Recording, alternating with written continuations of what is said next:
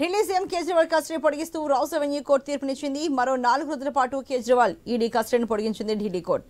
దీంతో ఏప్రిల్ 1 వరకు ఆయన ఈడీ కస్టడీలో ఉండబోతున్నారు. రౌస్ అవెన్యూ కోర్టులో జరిగిన వాదనలో 7 రోజుల కస్టడీ కావాలని ఈడీ కోరింది. కానీ ఇరు వర్గాల వాదనల విన్న కోర్టు 4 రోజుల పాటు కస్టడీని పొడిగించింది.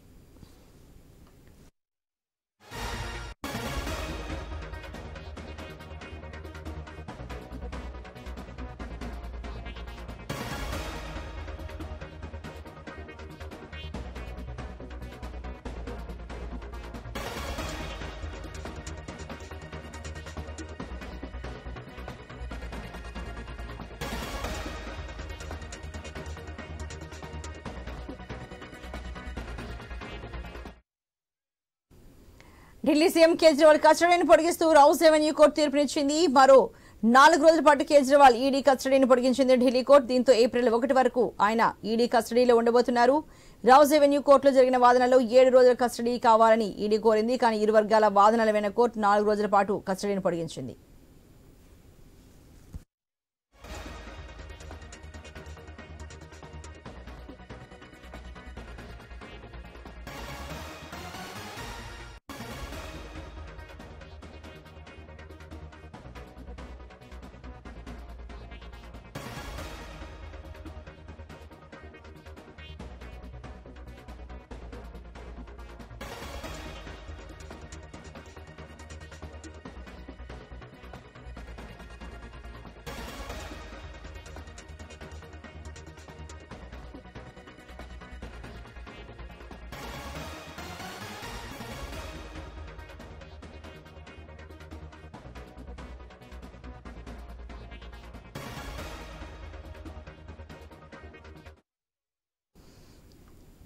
ఢిల్లీ సీఎం కేజ్రీవాల్ కస్టడీని పొడిగిస్తూ రౌస్ అవెన్యూ కోర్టు తీర్పునిచ్చింది. మరో 4 రోజుల పాటు కేజ్రీవాల్ ఈడీ కస్టడీని పొడిగించింది ఢిల్లీ కోర్టు. దీంతో ఏప్రిల్ 1 వరకు ఆయన ఈడీ కస్టడీలో ఉండబోతున్నారు. రౌస్ అవెన్యూ కోర్టులో జరిగిన వాదనలో 7 రోజుల కస్టడీ కావాలని ఈడీ కోరింది. కానీ ఇరు వర్గాల వాదన విన్న కోర్టు 4 రోజుల పాటు కస్టడీని పొడిగించింది.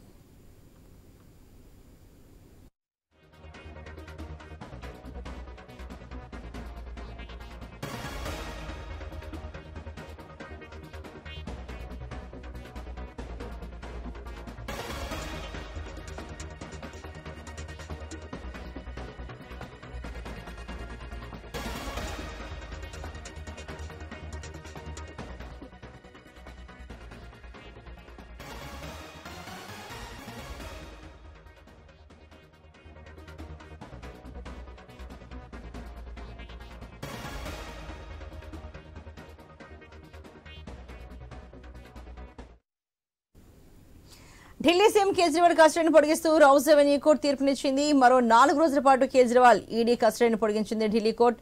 దీంతో ఏప్రిల్ 1 వరకు ఆయన ఈడీ కస్టడీలో ఉండబోతున్నారు.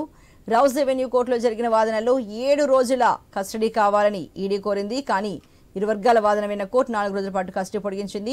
మరి ఇదే ఇష్యూకి సంబంధించి మరింత తాజా సమాచారాన్ని మా ప్రతినిధి రవిచంద్ర అందిస్తారు. రవిచంద్ర, మరి కోర్టు అరవింద్ కేజ్రీవాల్ ఒక 7 రోజుల పాటు కస్టడీ కావాలని అడిగింది. కానీ ఇరు వర్గాల వాదన విన్న తర్వాత కోర్టు అయితే 4 రోజుల పాటు ఈ కస్టడీని పొడిగించింది కదా. డీటెయిల్స్ ఎలా ఉన్నాయి చెప్పండి రవిచంద్ర. అయితే అరవింద్ కేజ్రీవాల్ కి మరో 4 రోజులు కస్టడీ పొడిగించింది రౌస్ అవెన్యూ కోర్టు. అయితే 7 రోజుల పాటు కస్టడీకి ఇవ్వండి అంటూ ఈడీ తరఫున అడ్వకేట్లు కోర్టులో వాదనలు వినిపించారు.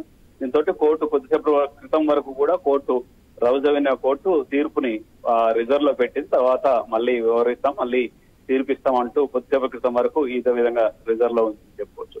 అయితే మరొక అంశం ఏంటంటే అరవింద్ కేజ్రీవాల్ ఈ కేసుకు సంబంధించి మద్యం కేసుకు సంబంధించి ఆయన వాదనలు ఆయనే వినిపించుకున్నారు రౌస్ అవెన్యూ కోర్టులో. ఆయనకు సంబంధించిన అంశాల్లో ఆయనకు సంబంధించిన ఏ అడ్వకేట్ కాకుండా ఆయనే సొంతంగా ఆయన వాదనలు ఆయనే వినిపించుకున్నాడు అరవింద్ కేజ్రీవాల్. ఇటువైపు ఈడీ వైపు అడ్వకేట్లు వాదోపవాదనలు వినిపించారు. 7 రోజుల కంటే ఎక్కువ కస్టడీకి ఇస్తే బాగుంటుంది, ఎందుకంటే ఈ కేసు చివరికి అంటే విచారణలో చాలా కీలకమైనట్టుగా దశలో ఉంది.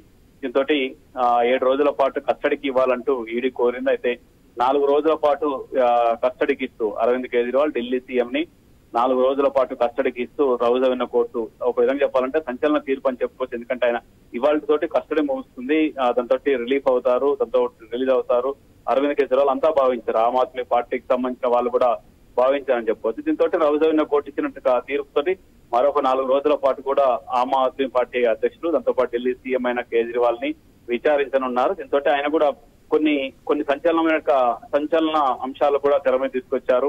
నన్ను ఇరికించేట్టుగా ప్రయత్నం చేశారు. ఇందులో రాజకీయ కుట్రతోటి, రాజకీయ ఉద్దేశంతో, దురుద్దేశంతో నాకు ఈ విధంగా ఈ కేసులో ఇరికించారు. మద్యం కేసు, అసలు మద్యం కేసుతో నాకు సంబంధమే లేదు. మాగుంట రాఘవ రెడ్డి ఇచ్చినట్టుగా స్టేట్మెంట్ లో అసలు నా పేరే లేదు, నాకు సంబంధమే లేదు. ఏ అంశంలో కూడా ఏ విధంగా చూస్తున్నా నాకు సంబంధం లేదంటూ అరవింద్ కేజ్రీవాల్ చెప్పుకొచ్చారు. అంటే అంతేకాకుండా ఆమ్ ఆద్మీ పార్టీని దెబ్బతీసేందుకు, ఆమ్ ఆద్మీ పార్టీని అసలు లేకుండా చేసేందుకు, అసలు ఈ రాజకీయాల్లోనే, దేశ రాజకీయాల్లోనే ఆమ్ ఆద్మీ పార్టీ లేకుండా చేసేందుకు ఇది ఒక కుట్ర పూరితమైనగా ఉంది. దాంతో పాటు బీజేపీకి ఇచ్చిన నిధుల్లో లిక్కర్ స్కామ్ కు దానికి అసలు సంబంధమే లేదు. ఇవన్నీ కావాలనే చేస్తున్నారు. అసలు 100 కోట్ల అంశం నాకు సంబంధం లేదంటే ఈ విధంగా వాదనలు వినిపించుకున్నారు. అరవింద్ కేజ్రీవాల్ వాదనలు వినిపించారు. అయినప్పటికీ అటు ఈడీ వైపు అడ్వకేట్లు కూడా వాదనలు వినిపించారు. మరొక 7 రోజుల పాటు కస్టడీ పొడిగించండి అరవింద్ కేజ్రీవాల్ అంటూ ఈ విధంగా. రవిచంద్ర, మీరు చెప్పినట్టుగా కేజ్రీవాల్ తన కేసును తానే వాదించుకుంటాను, వేరే లాయర్ అవసరం లేదు, తన కేసును తానే వాదించుకుంటానని కోర్టుకు చెప్పారు. అదే విధంగా తన కేసును తానే వాదించుకున్నారు. అయితే ఈ సందర్భంగా ఇప్పుడు కేజ్రీవాల్ వైఫ్ సునీత మాట్లాడారు. అంతకుముందు ఆమె చెప్పారు ఆ 100 కోట్లు ఎక్కడికి పోయాయి, మొత్తం ఇందులో కనిపిస్తున్న ఈ డబ్బంతా ఎక్కడికి వెళ్ళింది ఏంటి అన్న వివరాలు కేజ్రీవాల్ స్వయంగా వెల్లడిస్తారు.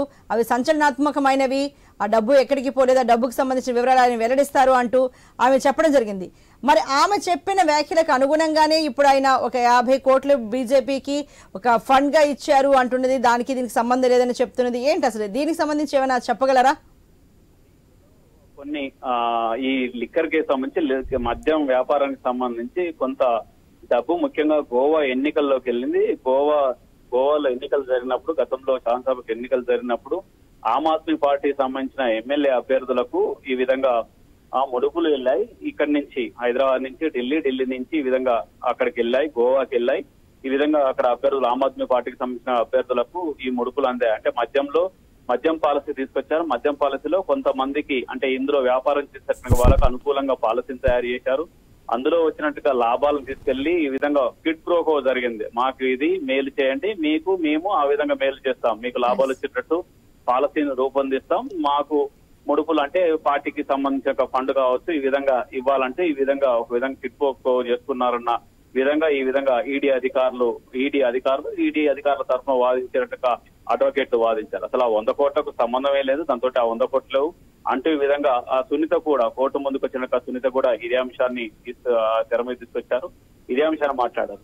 మొత్తానికి ఈ కేసు అనేక మలుపులు తిరుగుతుంది. ఇక ఇందులో ఇదే కేసు సంబంధించి ఢిల్లీ మద్యం కేసులో కవిత కూడా అరెస్ట్ చేశారు. కవిత కూడా మళ్ళీ రవిచంద్ర, మీరు చెప్పినట్టుగా అంటే కవితని ఇప్పటికీ అరెస్ట్ చేశారు, ఆమె తిహార్ జైల్లో ప్రస్తుతానికి ఉన్నారు. అయితే కేజ్రీవాల్ ను కవితను ఎదురెదురుగా కూర్చోబెట్టి కూడా ఈడీ ప్రశ్నించే అవకాశాలు ఉన్నాయంటూ మొదటి నుంచి వార్తలు వస్తున్న నేపథ్యంలో అలాంటివి కూడా జరిగే అవకాశాలు ఏమైనా ఉన్నాయనుకోవచ్చా?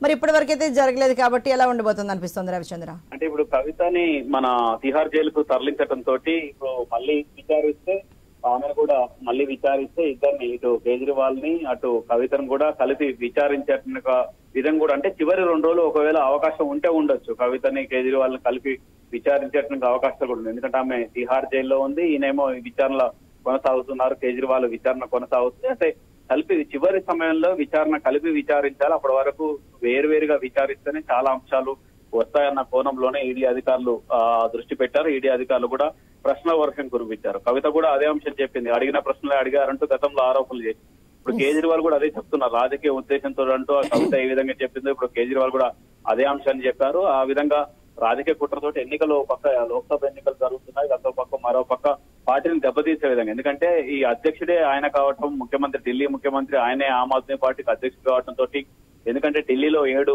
లోక్సభ స్థానాలు ఉంటాయి, దాంతో పాటు పంజాబ్ లో అధికారం ఉంది ఆమ్ ఆద్మీ పార్టీ, పంజాబ్ లో కూడా ఎక్కువ స్థానాలు గెలుచుకున్నట్టు స్కోప్ ఉంది. ఇటు ఢిల్లీ కావచ్చు, అటు పంజాబ్ కావచ్చు, హర్యానా కావచ్చు, గోవా, ఇట్లాంటి చోట్ల కొన్ని బలమైన ప్రాంతాల్లో కొన్ని రాష్ట్రాలు, ఈవెన్ గుజరాత్ లో కూడా ఆమ్ ఆద్మీ పార్టీ బలంగా ఉంది.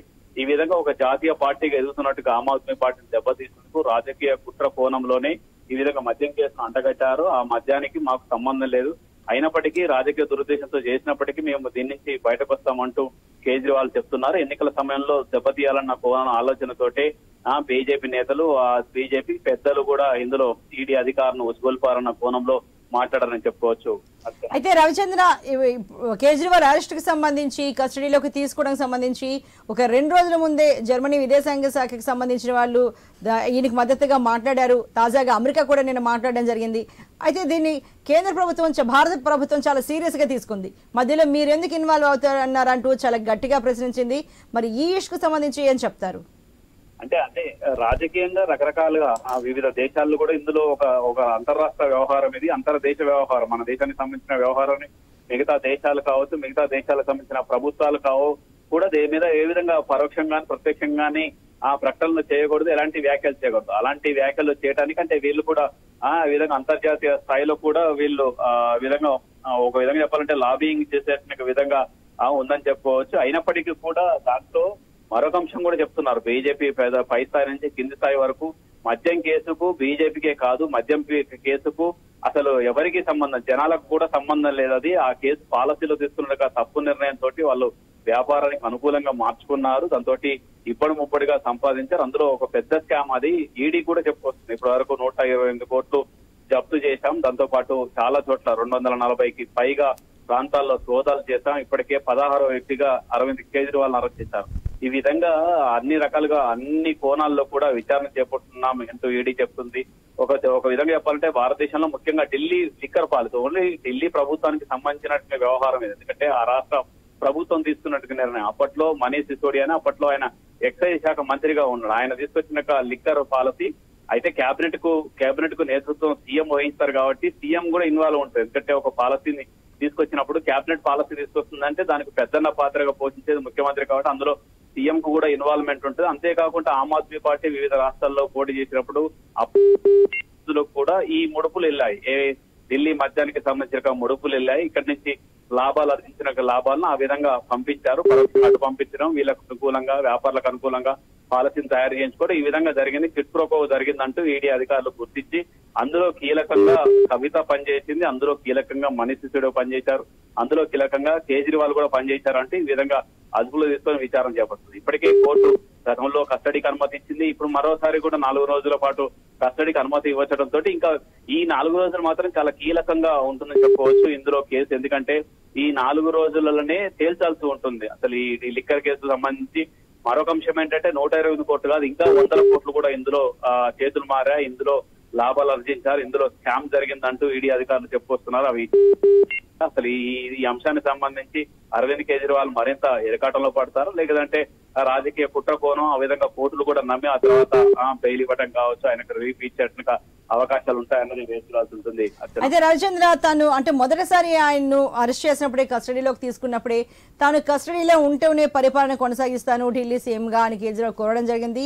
దాన్ని కూడా కోర్టు ఓకే చెప్పడం జరిగింది.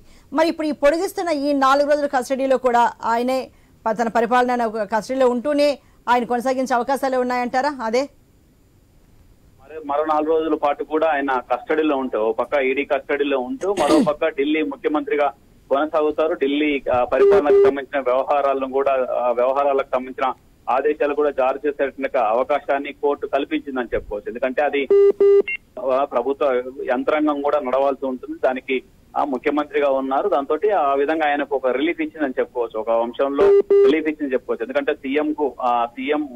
సీఎంఏ ఈ కేసులో ఉన్నారు కాబట్టి పరిపాలన గాడిలో పెట్టాలి. ముఖ్యంగా అక్కడ జనాలకు కూడా ఇబ్బంది కాకుండా, ఢిల్లీలో జనాలకు ఇబ్బంది కాకుండా ఉంటుంది కూడా మంచి రిలీఫ్ అని చెప్పుకోవచ్చు. దాంతోపాటు ఇటు జనాలకు కావచ్చు, అడ్మినిస్ట్రేషన్ కావచ్చు, ఒక విధంగా రిలీఫ్ అని చెప్పుకోవచ్చు. అయినప్పటికీ కూడా మరొక అంశం ఏంటంటే ఒకవేళ ఈ కేసు ఇందులో ఆయనకు కూడా శిక్ష పడి అదే విధంగా జైలుకి వెళ్తే ఆ తర్వాత పార్టీ డైలమాలో పడుతుంది, మరొక వ్యక్తి ముఖ్యమంత్రి కావాల్సి ఉంటుంది. ఆ అంశానికి సంబంధించి కూడా మొదట చర్చించారు. వాస్తవంగా మరొక మంత్రి కూడా ముఖ్యమంత్రి అవుతారు, మహిళని సీఎంగా పెట్టాలని కేజ్రీవాల్ చూస్తున్నారంటూ కూడా వార్తలు వచ్చినాయి. అయితే ఆ తర్వాత కస్టడీ కొద్ది రోజులు ఉండటం, దాంతో పాటు ఇప్పుడు 4 రోజులు ఉండటంతో ఈ విధంగా కొనసాగుతుంది.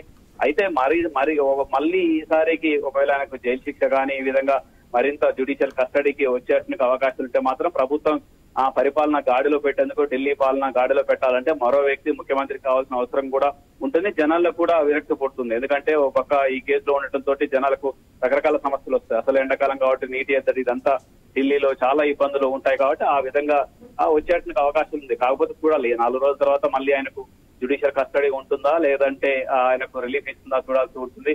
లేదంటే మరొక ముఖ్యమంత్రి కూడా ఢిల్లీకి వస్తారన్న కోణాల్లో కూడా చర్చలు జరిగాయి. ఆ తర్వాత 4 రోజుల తర్వాత ఈ అంశానికి సంబంధించిన ఒక క్లారిటీ వస్తుంది Archana. Right, thank you very much Ravichandra.